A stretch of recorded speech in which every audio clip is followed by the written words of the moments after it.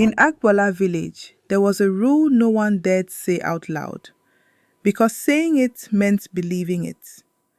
Never go near the old Iroko tree after sunset. The Iroko stood beyond the cassava farms. Its trunk was thick and black, like it had been burned from the inside. Its roots twisted through the earth like fingers searching for a living heart. The elders said it was older than the village itself. Some called it a home for spirits. Others whispered the truth. It was a gate that had been closed long ago. But the night the village lost power, the gate began to breathe.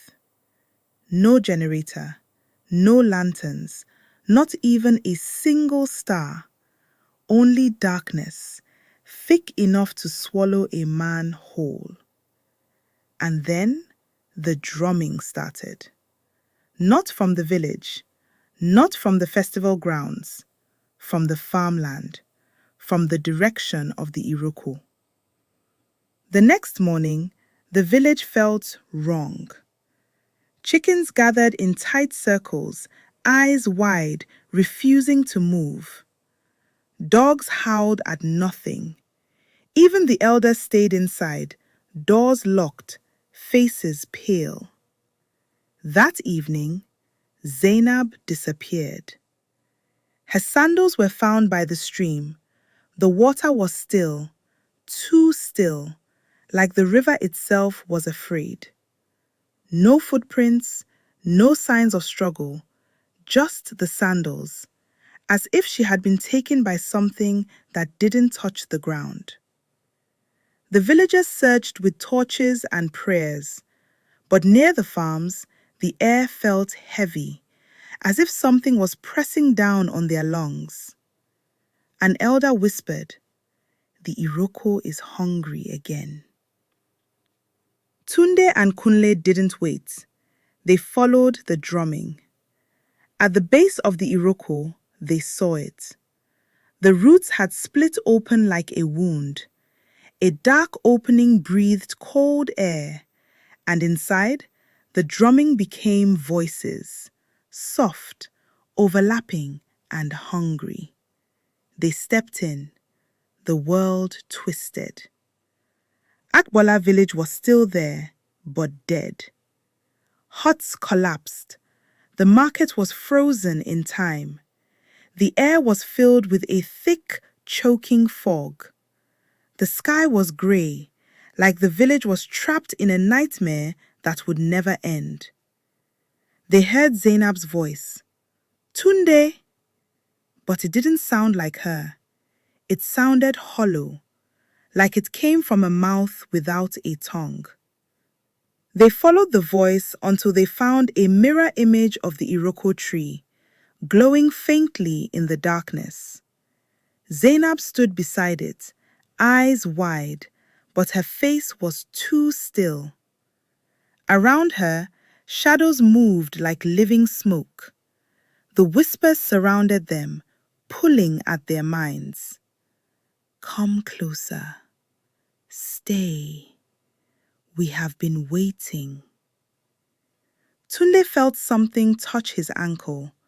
Not a hand, a root.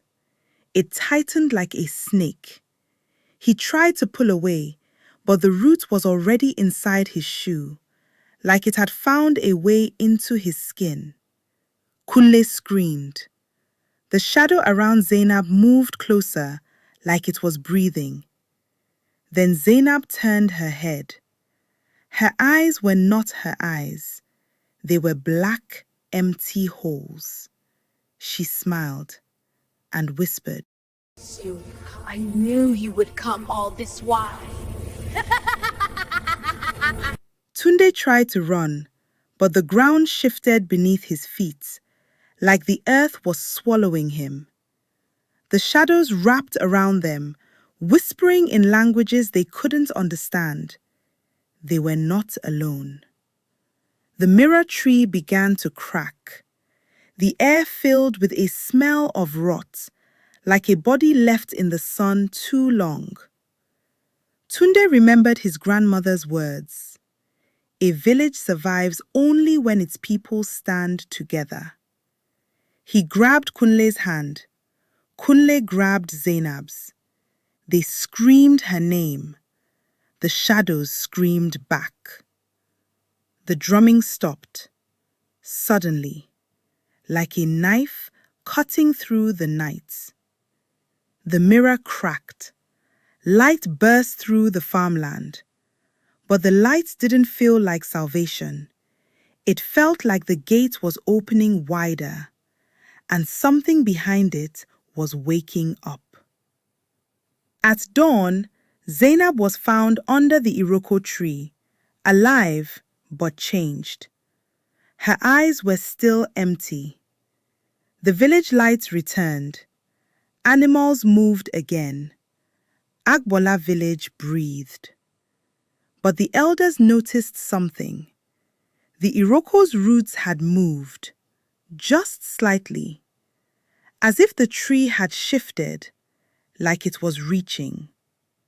And sometimes, when the wind is right, villagers swear they hear the drumming again, soft, distant, calling them back. Because the gate was never truly closed. It was only sleeping, and it is hungry.